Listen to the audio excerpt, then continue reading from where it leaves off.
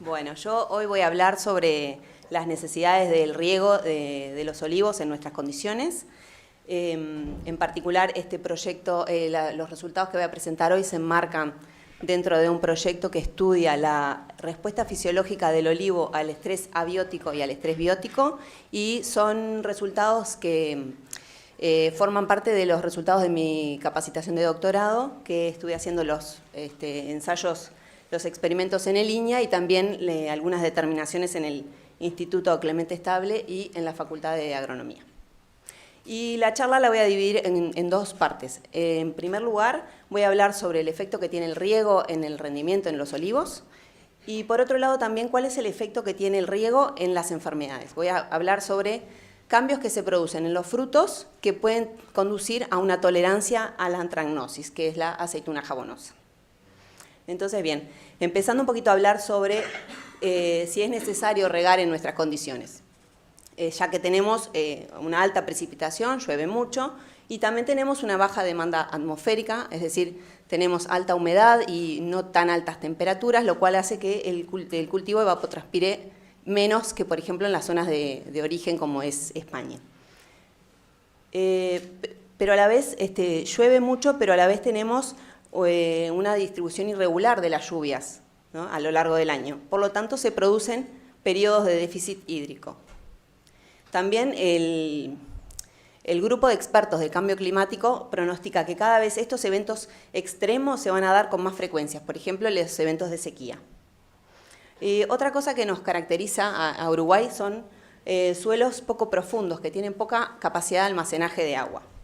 Y bueno, y si bien nosotros sabemos que el olivo es un cultivo que tiene muy alta tolerancia al déficit hídrico, también es conocido, y hay varios estudios que hablan de que el olivo responde positivamente al riego, mejorando su productividad. Entonces, repasando algunos conceptos, como por ejemplo la fotosíntesis, en el cual, bueno, gracias a la radiación, las plantas fijan dióxido de carbono para producir fotoasimilados, que este intercambio se da a través de los estomas que están en las hojas, como bien sabemos, pero lo importante es que para que se dé ese intercambio, los estomas deben estar abiertos, y para que estén abiertos debe haber agua en el suelo. A ver si marcador. Debe haber agua en el suelo, es decir, que si estamos ante un periodo de déficit hídrico, no tenemos agua en el suelo y por lo tanto los estomas están cerrados y las plantas no van a estar haciendo fotosíntesis. Por otro lado, ¿qué factores afectan lo que es el agua disponible? Bueno, claramente la precipitación y también la capacidad de almacenaje de agua que tienen los suelos. Entonces nosotros quisimos ver cuál era la distribución de las raíces en el experimento que instalamos. Y lo que hicimos fue una calicata, donde vimos, si ven acá, que la mayoría de las raíces se encuentran en los primeros 20 centímetros del suelo. Entonces, bien, o sea, en general, la mayoría de la información que existe sobre el déficit hídrico proviene de climas áridos, que son bien distintas a las condiciones que tenemos nosotros.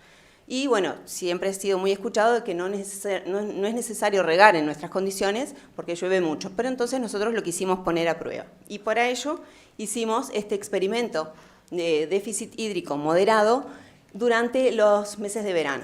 Después, ahora viendo cómo está el tema del déficit hídrico ahora en primavera y todo, después podemos comentar, son otros los efectos que ocurren cuando ocurren, o sea, es importante el momento en el cual ocurre el déficit hídrico. Yo voy a hablar sobre un experimento que se hizo durante el verano. Lo que hicimos fue instalar un experimento donde instalamos una cubierta de nylon para evitar el ingreso de agua por la lluvia y concentrarnos en lo que nosotros queríamos regar a través del riego por goteo. Entonces hicimos este experimento en dos cultivares, arbequina y frantoio, y aplicamos 3 tratamientos. Voy a poner esto más acá, porque me parece que... 3 tratamientos. El primero en secano, que no se le agregó agua durante los meses de verano. Otro que se llamó riego 100, que se regó en función del 100% de lo que necesita el cultivo, o sea, 100% de la evapotranspiración del cultivo. Y un tratamiento intermedio, que le llamamos riego 50, que es aplicando el 50% de las necesidades hídricas del cultivo. Y lo repetimos durante 3 temporadas. Entonces, durante el experimento fuimos monitoreando el potencial hídrico del xilema, que nos da idea de cuán retenida está el agua en la planta, y acá vemos el potencial hídrico del xilema en los 3 tratamientos, secano, riego 50 y riego 100, y las barras rojas son arbequina y las azules frantoio. Vemos cómo en el tratamiento secano el potencial hídrico tenía valores más negativos que los otros, lo cual el agua estaba más retenida. Y este tratamiento repercutió también en la humedad que tenían esos frutos al final del experimento. Fuimos monitoreando también y vemos cómo el tratamiento en secano, el contenido de humedad de los frutos llegó a 45%, en el riego 50 más o menos 55% y en el riego 100 a 60%. Entonces, ¿qué fue lo que fuimos observando durante estos años de experimento? O sea, ¿cómo se afectaron los distintos parámetros que evaluamos? Por un lado, lo que vimos es que disminuyó el peso fresco de los frutos y también la relación pulpa-hueso. Y acá vemos que el peso fresco de los frutos en el tratamiento en secano, otra vez las barras rojas arbequina y las azules de frantoio, vemos como el peso fresco de los frutos disminuyó en función con respecto a los tratamientos regados, y también pasó lo mismo en la relación pulpa-hueso. Y acá la relación pulpa-hueso es bien importante porque es donde se concentra la mayor proporción de aceite que tiene la aceituna. Otra cosa que vimos fue que se adelantó el índice de madurez en el tratamiento en secano en el momento de la cosecha. Esto es a cosecha, y vimos cómo estaban más maduras las aceitunas en el tratamiento secano. Otra cosa que hicimos fue hacer una determinación de lo que es el rendimiento graso, es decir, el contenido graso que tiene la aceituna mediante el método Soxhlet. Y lo que acá nos llamó la atención porque, bueno, lo que vimos es que esperábamos una reducción en el rendimiento graso, esperábamos que el tratamiento secano disminuya el contenido graso de la aceituna. Sin embargo, no pasó, no hubo diferencias entre los tratamientos y el contenido graso en base seca se mantuvo entre 40 y 41%. Eso en los 3 tratamientos y en los 2 cultivares pasó lo mismo. ¿Y qué pasó en cuanto al rendimiento? Bueno, vimos una reducción del rendimiento en kilos de fruta por planta en el tratamiento en secano respecto al regado, ¿sí? Pero sin embargo, vemos que los valores son de 25 kilos por planta, lo cual es un rendimiento que está muy bien. O sea que el efecto del déficit hídrico causó una disminución, sí, en el rendimiento, pero sin embargo logramos unos muy buenos rendimientos. Y esto, si lo traducimos, lo llevamos al cálculo de cantidad de litros de aceite por planta, lo que vimos fue una reducción del tratamiento de secano solamente del 20%. Esto nos llamó la atención porque esperábamos como un porcentaje de reducción mucho más notorio, mucho más drástico. Y nos pusimos a pensar que, bueno, estamos hablando de un experimento que se hace acá en los suelos de Iña, que tenemos suelos vertisoles, que tienen textura fina y que tienen una alta capacidad de retención de agua. Entonces, en función de dónde se encuentran la mayoría de los olivares, según el censo olivícola, vemos que la mayoría están en la zona del este, donde los suelos son bastante distintos y tienen, en general, hay variabilidad, pero bueno, hay una textura franco-arenosa que tiene baja capacidad de retención de agua. Entonces pensamos que capaz que los efectos de la falta de agua o un déficit hídrico puedan ser más graves en esas condiciones. Entonces lo que hicimos fue proponernos generar un estrés hídrico severo para ver si el comportamiento era similar. Y para eso lo que hicimos fue un experimento en los lisímetros que tenemos acá en Iña, que son estos contenedores que vemos acá, donde se pone el olivo, la planta que sea para evaluar.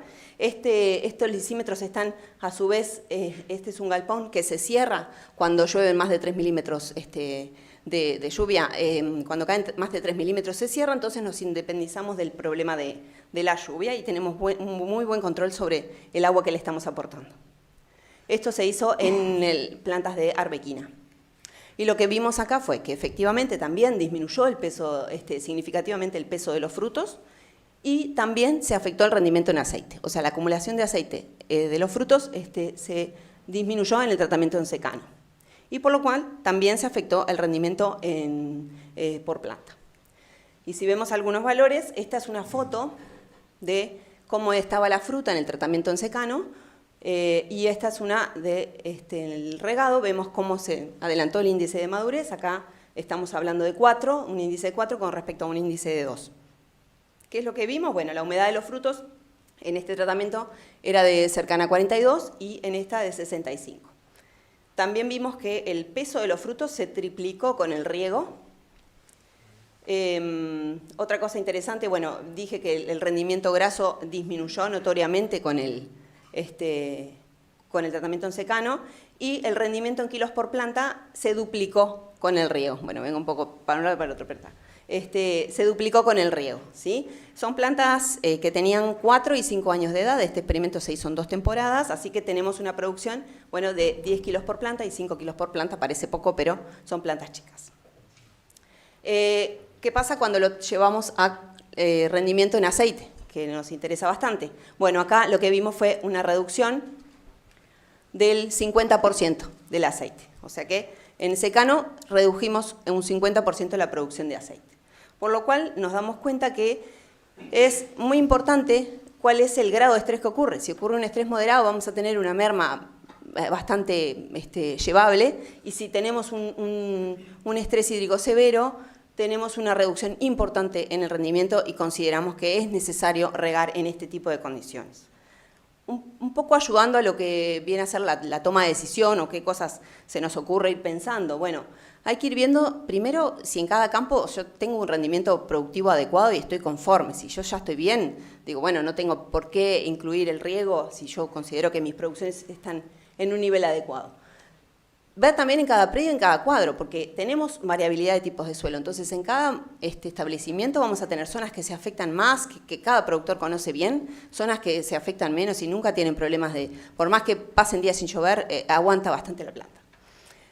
Observar, por ejemplo, en los años que hay sequía, ¿los frutos se arrugan? Bueno, si se arrugan, estamos ante un estrés severo. Eso, entonces, ahí va a haber que regar. O sea, si yo veo que todos los años, cuando hay un estrés, ocurren estas cosas, bueno, hay que saber que la planta está sufriendo un estrés severo.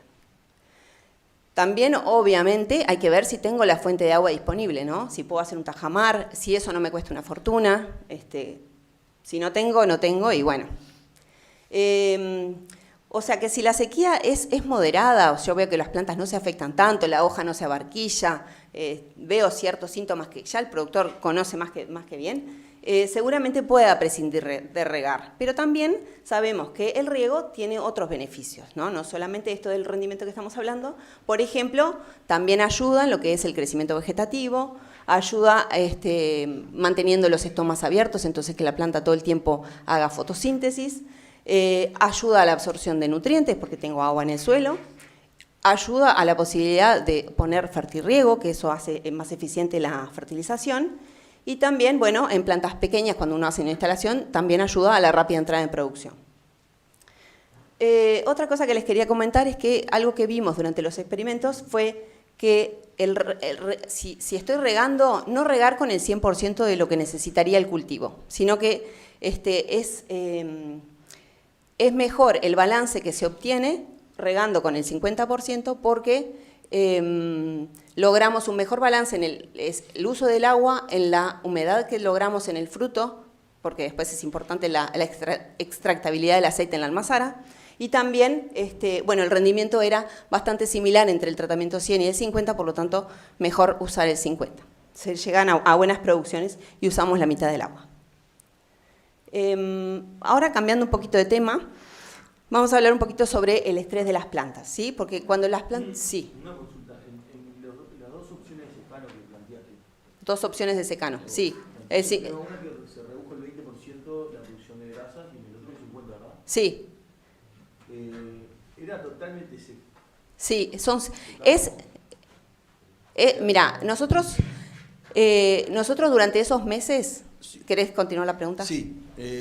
Si taparon, porque vos dijiste que, bueno, el experimento tapaban con nylon, ¿no?, toda la superficie. Y bueno, quería saber si le permitieron el ingreso en el primer caso del agua de lluvia, o fue un estrés total, o sea, en el segundo entiendo de que no, que te echaban cada vez que llovía más de 3 milímetros. Claro, ¿no? En el segundo se cierra automáticamente el galpón cada vez que llueve, entonces, pero nosotros tenemos aporte de agua por riego, ¿tá? Y las plantas tampoco dejamos que se mueran.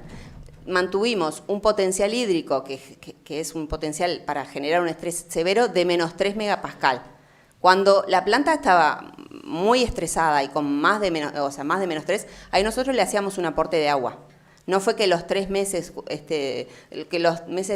todos los meses del verano se mantuvo sin agua, sino que algún aporte le hicimos para que la planta no se nos muera y nos mantengamos en un nivel de estrés conocido. El de estrés hídrico moderado estaba en menos 2,5 megapascal. Y cuanto más negativo, más severo. El severo estaba en menos 3,5. Nosotros, el nylon estaba puesto para todos los tratamientos por igual. Y el riego estaba por debajo del nylon. Al 100 se le regaba el tiempo necesario, al 50 la mitad, y al 0 nada. Salvo que viésemos que la planta estaba sufriendo demasiado, o sea, yéndonos del nivel que queríamos evaluar nosotros. El periodo es de fin de endurecimiento de hueso hasta cosecha.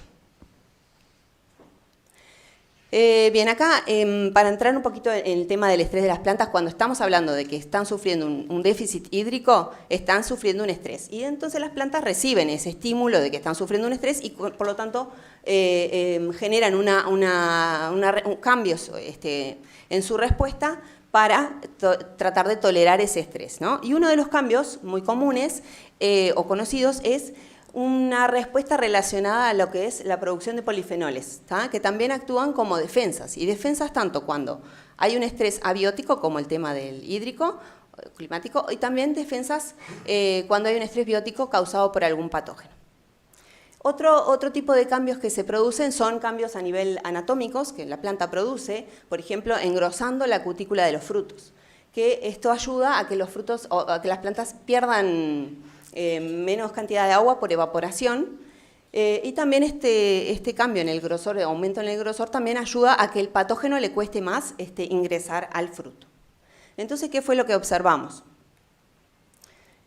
Observamos que en estos tratamientos de déficit hídrico, que los polifenoles en fruto aumentaron con el déficit hídrico. Acá vemos este gráfico en tratamiento en secano y en regado, como la cantidad de polifenoles en fruto era mayor, acá la línea punteada de Frantoio y la recta continua de Sarbequina, y también con respecto a lo que es el grosor de la cutícula, que lo que hicimos fue realizar este tipo de cortes en fruto en las plantas que estaban creciendo en estrés y sin estrés, y los procesamos en la Facultad de Botánica, y con ayuda de este programa que permite medir el grosor de la cutícula, acá hicimos cortes unicelulares. Este es el endocarpo, la pulpa del fruto, las células epidérmicas se ven acá, y todo esto que está en rojo, delimitado en rojo, es la cutícula. Esto fue lo que medimos y vimos cómo el grosor de la cutícula fue significativamente mayor en el tratamiento en secano, ¿sí? Lo vemos acá.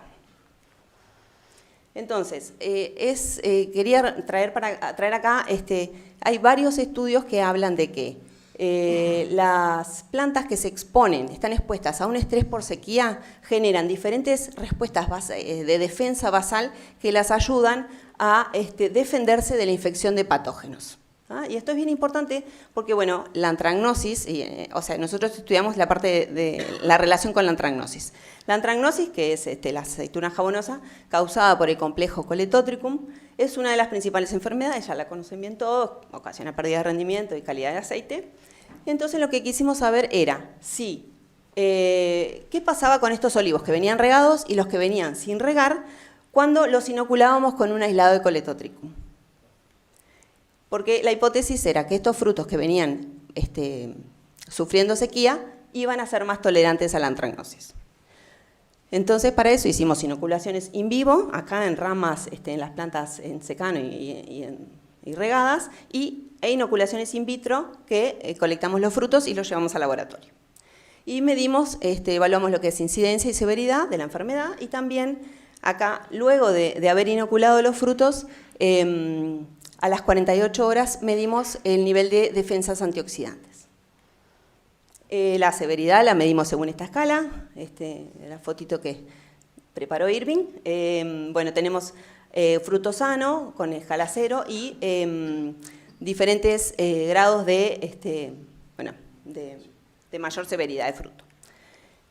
Lo que vimos fue que fue mayor la tolerancia a la antracnosis en los frutos del tratamiento en secano. Y acá explico un poquito la gráfica, que es índice de severidad en función de los días, estamos en una semana, y si miramos la línea continua azul, es el tratamiento que viene de frutos regados, y vemos como el índice de severidad fue mayor al tratamiento en secano, que es la punteada roja.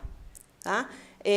A su vez, esto, si vemos los frutos control, que no están inoculados, sino que solamente inmersos en agua como control, vemos que el tratamiento secano no se afectó por Coletotricum, sin embargo, el tratamiento que venía regado y no se inoculó, o sea, es control, vimos que también presentaban ciertas infecciones latentes.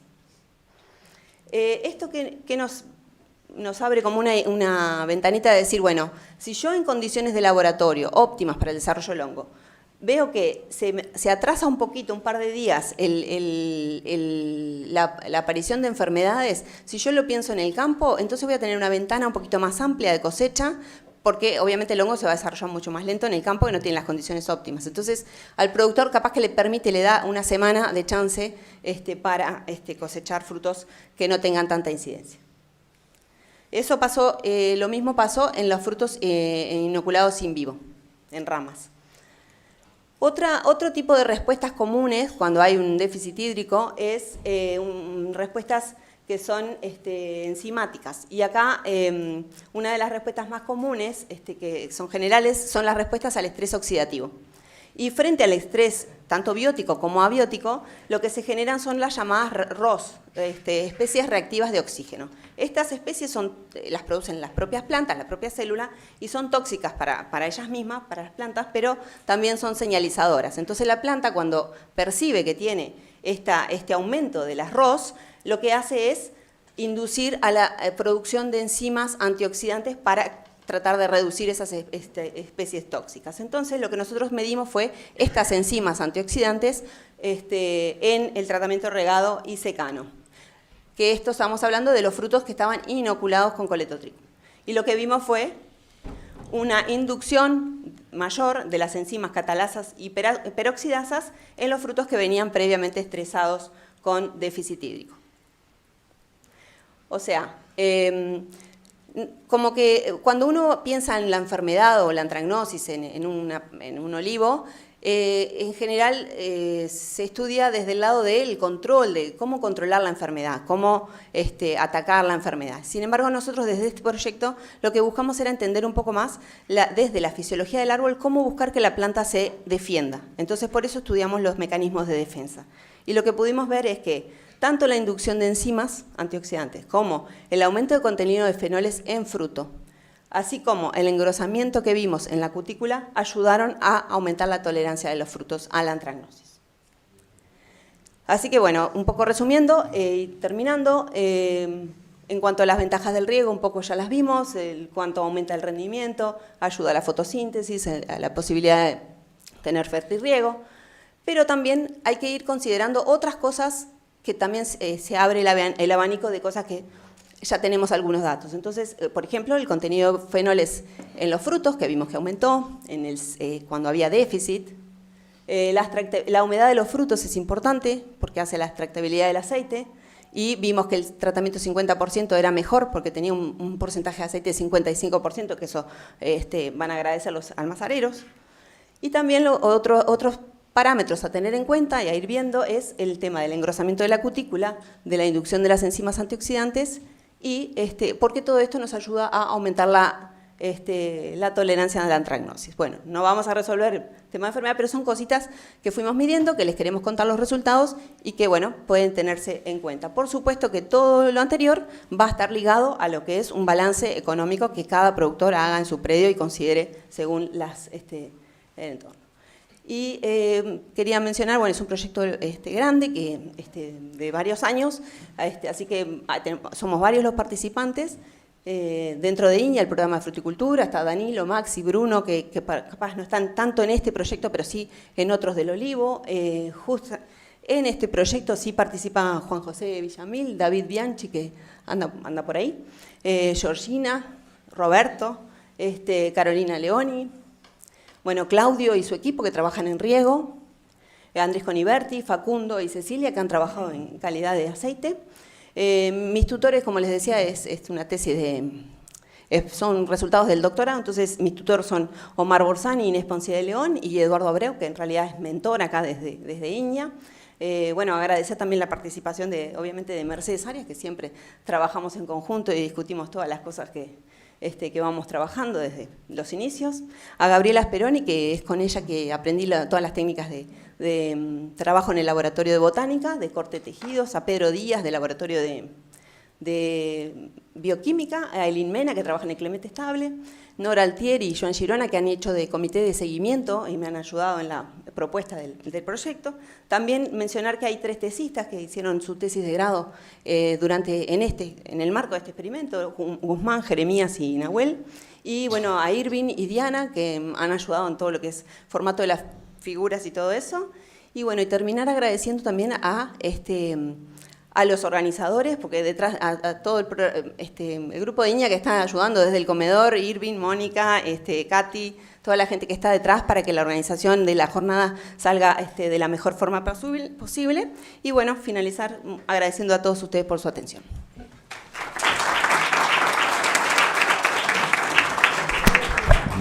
Muchas gracias. Bueno, justamente íbamos a dar paso a preguntas, así que adelante. Yo tengo, justamente soy productor y tengo... Estoy en régimen de secano y en terrenos de poca retención de líquido, ¿no? En zonas de sierra, vamos a decir, por la ruta 60. De todas maneras, de toda la evaluación, viendo todo lo que planteaste, lo difícil me parece que es a la inversa, cuando no tenés estrés hídrico y estás en terrenos que tienen mucha retención a la humedad. Y ahí no hay con qué darle, ¿no? Porque ahí aparece una cantidad de problemas que terminan tirando mucho abajo los rendimientos, la producción. No, me quedé pensando en eso. Claro, sí. Ahora está hay más preocupación por los estreses, y mismo porque vos decís que la tendencia climática es haber cada vez más estrés hídrico, pero qué problema cuando se da al revés. Sí, cuando llueve, cuando no queremos también. Ahí, bueno, lo primero que se me viene a la mente es tratar de sembrar cosas para que evapotranspiren y saquen esa agua y produzcan materia seca, biomasa, o sea, dejar enmalezado que te compita, no sé. Ajá. Bueno, hay que ver el tema de fertilización, pero plantas que te extraigan el agua que está en el suelo, ¿no? Buscar por ese lado. A la vez ayudás a todo lo que es, bueno, después ya vamos a hablar del tema de manejo de coberturas, pero eso tiene buenas repercusiones también en lo que es la salud del suelo. Bien, bárbaro, gracias. Bueno, está claro que si estamos en zonas inundables, el olivo no va a crecer. ¿Inundables o con demasiado? El olivo empieza a estresarse, empieza a sufrir, y ahí cuando está en desequilibrio entra fitóftora o algún otro problema de un patógeno en el suelo y el olivo se muere, digo. Ya no hay que plantar en esa zona así. Sí, adelante. Paula, bueno, primero felicitarte por tu trabajo, está muy interesante. Y mi consulta va por el lado que vos mencionaste al final de una diapositiva, que era mejor regar con el 50% que el agua necesitaba y no con el 100%. ¿Eso se desprende de tu tratamiento riego 50, que tuvo buen rendimiento de todos modos, o cuál sería bien la explicación? Eso es algo que ya se conoce, ¿no? Que la curva de rendimiento de los cultivos, no es solo de este trabajo, ¿no? Sino que la curva de rendimiento de los cultivos llega a un máximo en el cual tú, aumentando el riego, no vas a tener mayor rendimiento, sino que de ahí surge el sistema de riego deficitario, por ejemplo, que podés ir a no perder tanta producción y sí reducir bastante el agua. Tengo un problemita con el micrófono. Entonces, hay varios estudios que presentan diferentes porcentajes de riego, que son los óptimos. Hay 66, 75. Nosotros estudiamos 3 tratamientos y lo que nos dio mejor fue el 50. Lo que no sabemos es si es 40, 60, porque eso no lo probamos. Lo que sí sabemos es que el 100% de lo que evapotranspira el cultivo no es bueno darlo, porque además tenés el otro problema de mayor humedad en la fruta, que es un problema. Gracias. Bueno, muy bien, muchas Muchas gracias. gracias. Gracias, Paula, de nuevo. Felicitaciones por el trabajo.